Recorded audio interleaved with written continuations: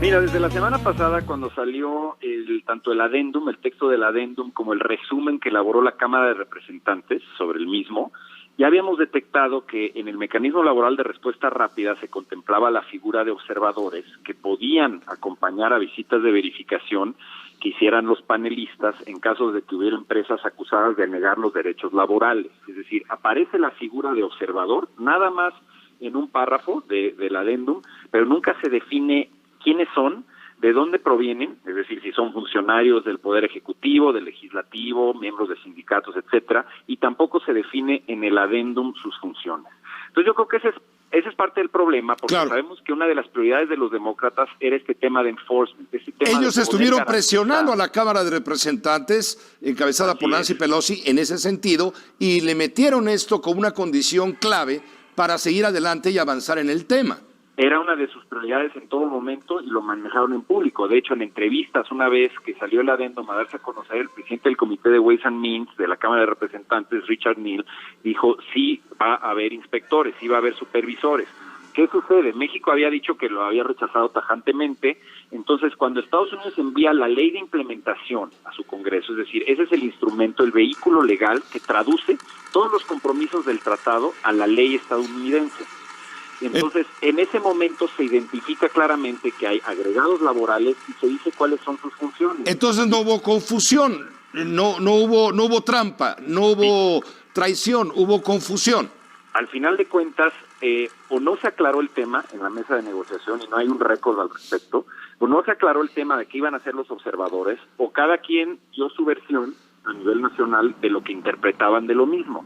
Pero en la legislación de implementación, que es el documento que cuenta, inclusive cuenta más que la carta de buenas intenciones del embajador Lighthizer que envió el día de hoy, porque lo que cuenta es este documento legal que dice que hay dos funciones de los observadores: monitorear el cumplimiento de las obligaciones laborales de México y elaborar informes trimestrales para un Consejo Intersecretarial Laboral de Estados Unidos que va a analizar los esfuerzos que México realiza para cumplir en materia laboral. O sea, esto huele a supervisión del punto de vista estadounidense. Entonces ya hay una promesa de que no va a ser así, pero pues habrá que ver. Esto nunca se hizo con Salinas de Gortari.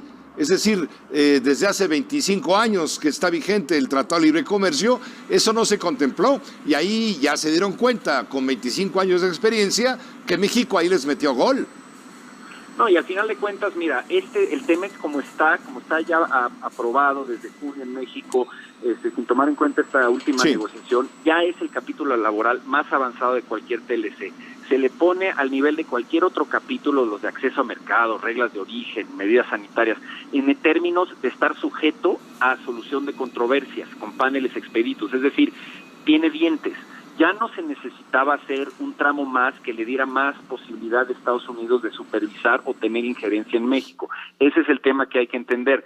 Yo creo que México debe insistir en que los observadores deben ser eso, ser observadores, pero es un hecho que Estados Unidos no va a cambiar su ley de implementación en este momento. Lighthizer ni siquiera ofreció hacer eso. ¿Por qué? Porque ese es parte del acuerdo que hizo con los demócratas para obtener el apoyo. Entonces no quiere que se le deshaga ese balance que tiene ahorita delicado con los demócratas y que impediría, en caso, yo creo, si cambia la ley de implementación, impediría que se aprobara este año en Estados Unidos el tratado. Kenneth Smith, es un hecho que en Estados Unidos no confían para nada en la política laboral y ya no digamos en la democracia laboral, a lo cual los mexicanos somos neófitos. Mira, y México hizo muchos avances en materia de reforma laboral, se reflejó esta reforma laboral y el tema de democracia sindical en un anexo en el capítulo laboral del TEMEC. Hemos cumplido con todos los objetivos de reflejar nuestra reforma en el acuerdo. Lo que sucede es que los demócratas también estamos en un fuego cruzado de una pelea política entre demócratas y la Casa Blanca y una elección presidencial que viene en Estados Unidos el próximo año. Entonces vendieron muy caro su voto, estuvo muy envalentonada la cúpula sindical de Estados Unidos, la AFL-CIO, porque saben que van a ser probablemente el grupo que va a definir quién va a llegar a la presidencia en 2020. Entonces impulsaron una serie de temas, en mi opinión, excesivos, y al final de cuentas pues se da esta controversia con el tema de los observadores.